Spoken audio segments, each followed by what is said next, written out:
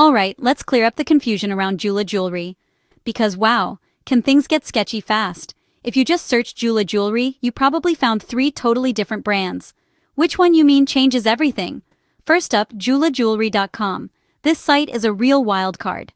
Some shoppers on Trustpilot say their vintage-inspired rings are cute, but there are way too many red flags to ignore. I'm talking about horror stories on Reddit and consumer forums, stuff like fake job offers, random checks in the mail, and even check fraud. Yikes. And when it comes to the jewelry itself, more than a few people say what arrived looks nothing like the pictures or feels super cheap.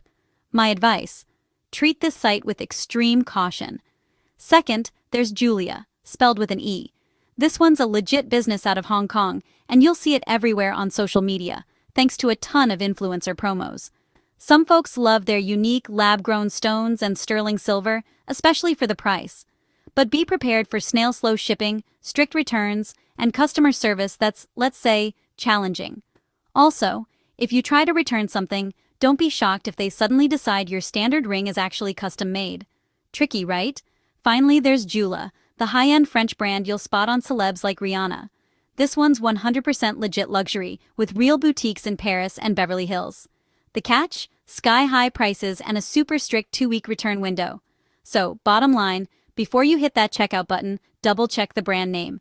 If you found the deal through an 80% off ad on Instagram or TikTok, or it looks fishy, do a reverse image search. If that same ring pops up on AliExpress for $10,